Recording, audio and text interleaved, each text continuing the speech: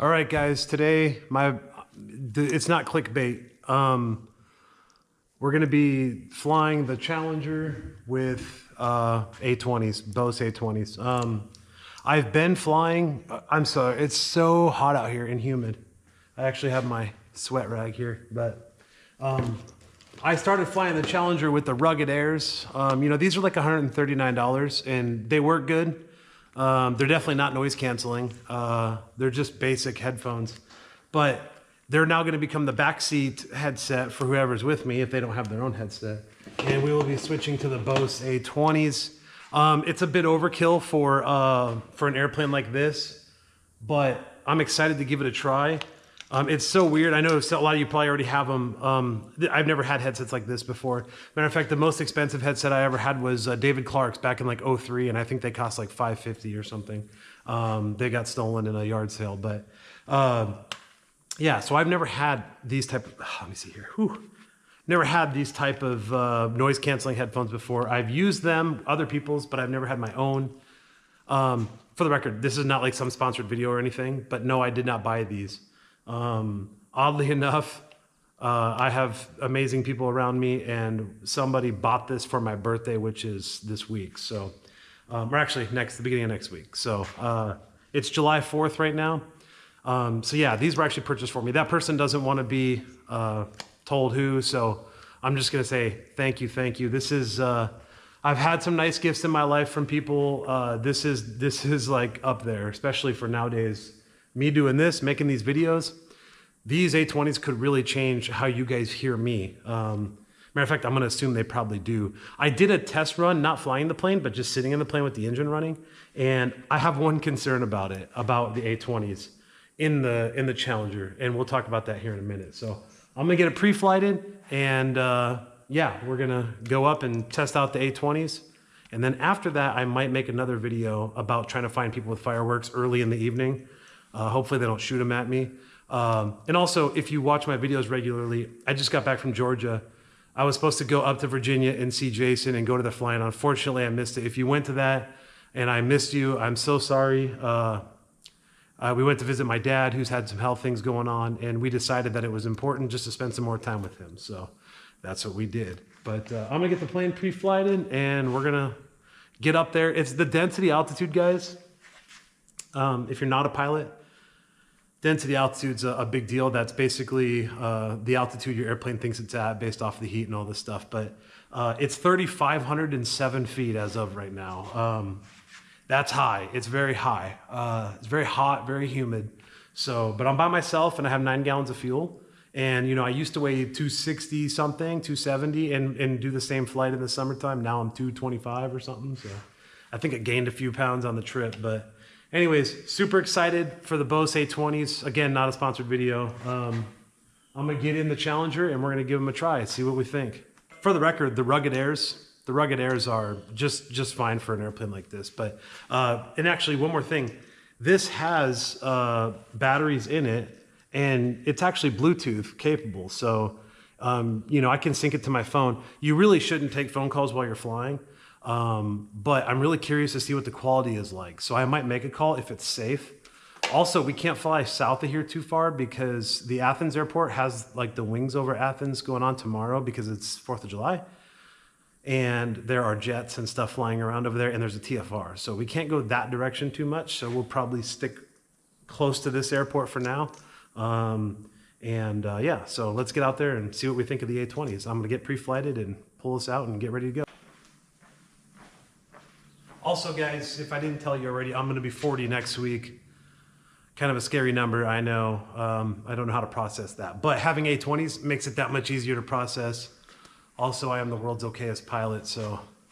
I came yesterday, and I did a really good pre-flight on the plane because I had actually anticipated coming this morning to go to a pancake flying, an EAA pancake.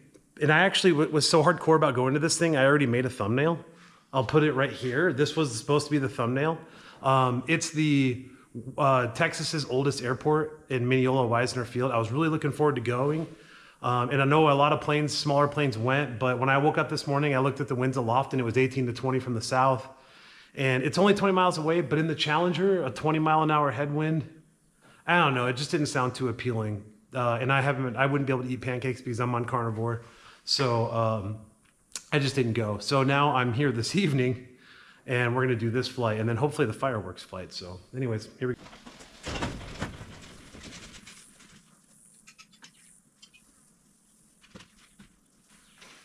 Guys, I just realized I'm scared to hang the A20s from the strut. I always hang the A20s from the strut, and as I was pushing it out, I saw them shaking around. I'm like, I'm gonna have to find a holder for them or somewhere else to put them. And then also, pretty soon here, in the next few videos, we're gonna get back to the Challenger 1. It needs a tire, so I'm gonna take the tires off and go get them replaced. Got brand new ones over there Robert picked up. This is Robert's plane. And also we have to fix one little thing on the rudder, and then you guys will have some Challenger 1 content coming very soon. Both Robert and myself, probably. Anyways, let's get out there.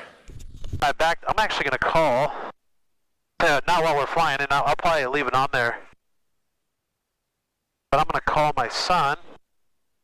I'll call Justice, he's most likely to answer.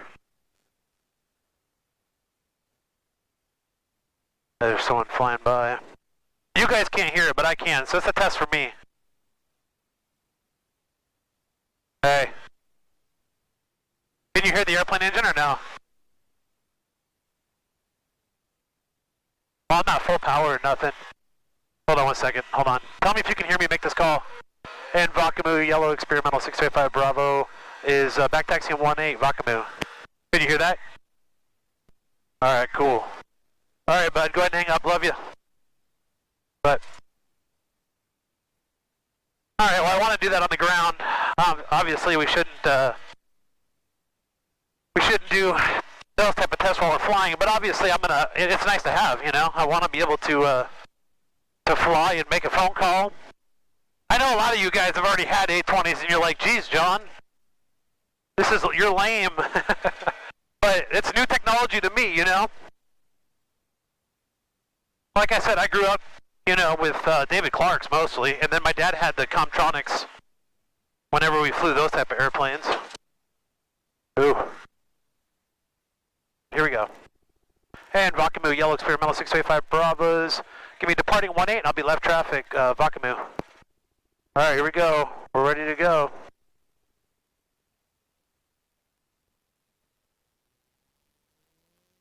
Let's see how we do in that 3,500 foot density altitude. We've got about a 6 knot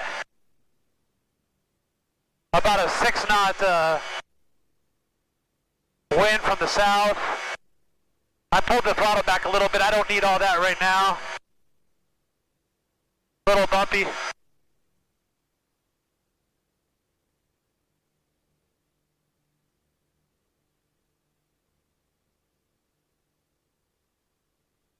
The wind's kind of coming from the south this way. Everything's looking good. I don't see any other traffic around. Again, we want to stay away from down that way because of the air show traffic. Now, the air show's not going on right now, but they're over there practicing. Guys, I don't know about you, but I like it. I can't wait to hear it on that end when I review the video and see how it sounds. Because it sounds good to me. I like it so far.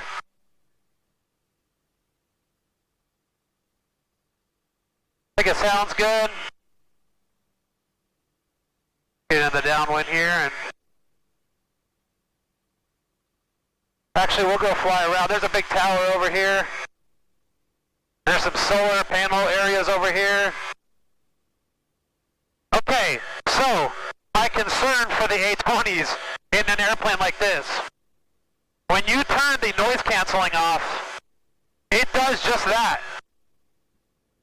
So like right now, the engine sounds different than it normally does to me.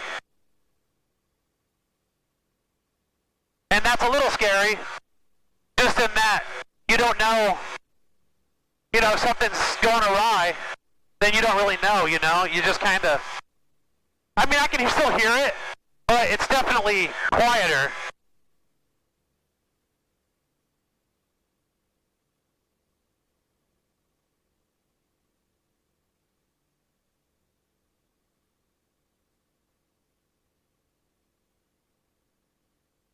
Make sure I got the traffic pulled up. I don't want some military airplane to guy. I don't even know if we can see them on here or not. But I definitely don't want some military airplane to come blowing me out of the sky over here because literally it's not that far away. Alright, we'll go fuel pump off. Fly around the little town. Actually, we'll go over here to the solar power area.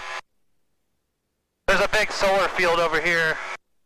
We'll probably just do like a little half an hour flight. I really wanted to get used to these. So here's my plan for the next video. If you're watching this video, they'll be a couple days apart if I do it. I want to take off right at sunset and look for fireworks. You know, just kind of fly around and just see if we see a little area where they're going off, then we'll go up near it, you know. Obviously, we don't want to get up on it, but we can get near it. I'm not really sure. I've never heard of the laws about flying on July 4th and getting close to fireworks and things of that nature. So yeah, honestly, I don't really know. But obviously, we don't want to get hit by a firework. But it would be cool to get within a mile of them and just kind of see them from up here, you know. Also, Carlos, the owner of Wakamu, he's been working on a project putting lights up. He was explaining to me exactly what all he's going to do and all that stuff, and it seems pretty intricate and pretty expensive, so it should be pretty cool. So, you know, if you're in the area. Also, I believe we have hangar space available, and, yeah, it's up to you. Obviously, I have my plane there. The runway's good. There's an RV that flies out of there. And, I mean, if he can get out of there, you can fly anything out of there, really. I mean, I wouldn't put a long easy in there, or like a very easy, or something with little landing gears. But, like, you know, any other airplane shouldn't be a problem. I had a Grumman for a little while, a little AA-1B trainer Grumman. And I would have put it there. And then Ray landed the Cherokee there. I've never landed any other plane there, so I don't know. It's so nice right now. I wish it would have been this nice this morning. I would have flown over to Mineola and got me, or I wouldn't have got pancakes, but, you know, hung out with those guys. So literally, I made the decision to not go to Mineola, and then Ray messages me a picture from inside the Cub. Meet us in Mineola, or come to Mineola for pancakes, you know? And I'm like, dude, I just opted out of going because of the weather, or because of the winds aloft. Because, you know, 20 mile-an-hour winds aloft in the Challenger, that's not your friend. You don't want to be doing all that. I can assure you of that.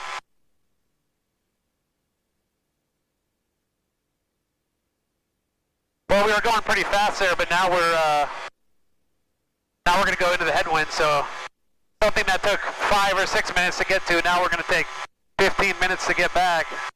That's the solar field actually here. I know there's solar fields everywhere nowadays, but I don't know if you guys can see that out that side or not.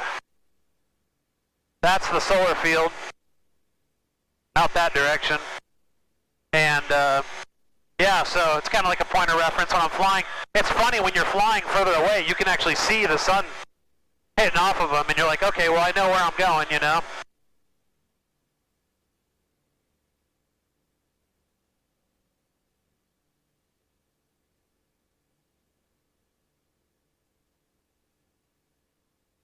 We were going 50 miles an hour. We were going 70, so little quick math there. Over the ground, you know, not our airspeed. But yeah, we'll, my EGT is not working. My left EGT, it goes up and down. I'm gonna have to figure that out, but I will say, knock on wood, I don't have any in here, but actually this is wood. Knock on wood, I've never had a cooling problem. It's literally 96 degrees outside right now. 3,500 foot density altitude. And you saw we got off the ground no problem. Now if I would have added a passenger, whole different story. It's 7:09 right now. I'm going to land in about 10 minutes here, and we're going to reassess And then it's starting to get a little hazy, but we'll do an evening flight. That'll be on the next video. I always forget to hit the record button. And when you're not in a plane that has ADS-B and you're using something like the Stratus 3, then you have to manually hit record sometimes and sometimes not. But because of that, I forget. And so it won't log my flight, you know?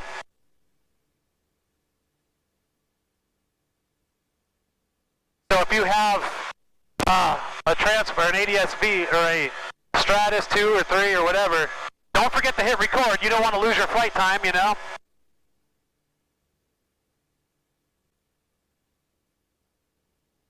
Well, I can't wait to review the footage and to hear, for all I know, you guys can't even hear me or something. That would suck. You know what I need to find? I need to find somebody who does 3D printing and have them print something that I can put over the two plugins. I'll pull the power back here. We're kind of over the airport. And Vakamu, Yellow Experimental 6285 Bravo is going to circle the top and enter the left downwind for runway 18, Vakamu. I'm really high too. So anyways, fuel pump back on. We're low, gonna go lower. And we're good, no traffic. So anyways, if I can find somebody to print something that I can just like click and have it in place. I don't want it to pop off because I don't want it to be something that'll hit the prop. But at the same time, I don't want it to be a permanent thing because I don't always use the GoPro thing for flying.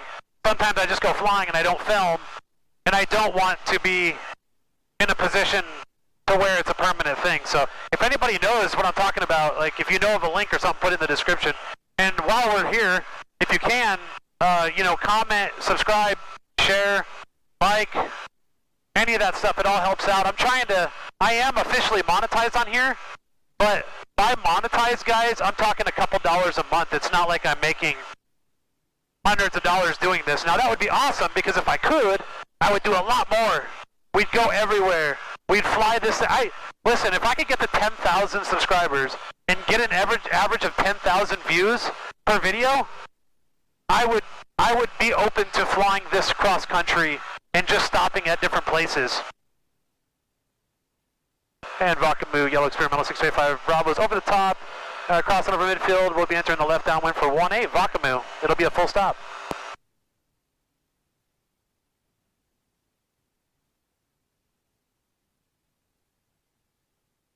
But yeah, let's see if we can squeak this landing in, and then get ready to do a firework flight. That kind of makes me nervous, and it makes me nervous because obviously it's going to be evening time, and so it's like, hold on 1 second. Yeah, I'm talking to somebody like they're here. And Vakamu 85 Bravo is left base 18 Vakamu. I always do, guys, I do my radio calls anywhere, everywhere, all the time. I'm not a hypocrite.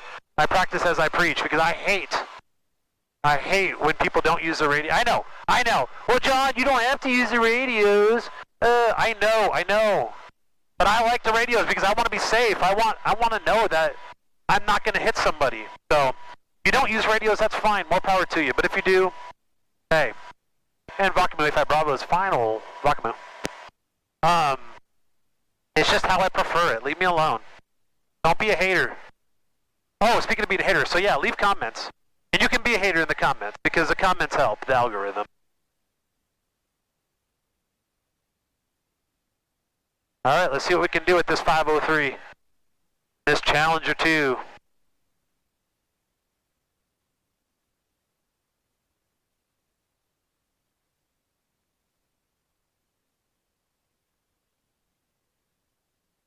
Ooh, got a little gusty there. Oh, look at that, smooth. Like butter. I try not to slam my nose wheel anywhere I go, because the first Challenger 2 experience I ever had wasn't actually mine. I was watching it land at Reclaw, and the dang, actually this mine's pretty shaky too, but but the this thing in the center where the nose gear is just came right through and just broke, and then all of a sudden the front nose was sitting on the nose gear, and so we ran out there, and then we had Ray with us, the Kid Fox Ray, and he's like Mr. Fix It, so he like took it apart and took it to work and fixed it and did all that stuff. And funny story, that was supposed to be the Challenger I was going to buy, but then he decided to keep it or whatever, and so everything works out. This works out better for me and whatever. So anyways, my review of the A20s is they're absolutely amazing. And like I had talked about while I was flying, the engine sounds a lot different. Not a lot different, but definitely more quiet. And see, I grew up as a youngster in Quicksilvers with that 503 or whatever right there, right up my ears. And so mine, having the Challenger, it's actually a little bit quieter than the Quicksilver because not also is there some more of the fuselage in the way, it's further back. And you don't hear it as much, but you definitely still hear it. So Bose A20s, guys, are really expensive. These are like $1,200 headsets. I don't know what I did to deserve them. And to the person who bought them, again, thank you so much. It's obviously a close friend. It's not like a subscriber or anything. But so I appreciate that. And guys, if you have the ability to get them, get them. You know, I wouldn't have bought them at this point in time because I'm just trying to get my CFI. I'm trying to figure out how to do all that stuff still. So also on that front, you know, I was talking to a few people about it. And I think I'm still going to pursue my sports CFI just because it's not going to hurt anything in the future. And it's a way more obtainable right now than trying to get my instrument and my commercial than my CFI. So I can get my sports CFI, then I can help people with, you know, these type of things. And I can at least get paid to fly then, you know, and then go from there. So like, if you haven't yet, guys, please like, share, subscribe. I really appreciate you people who made it this far in the video. It really helps if you have. And I appreciate you.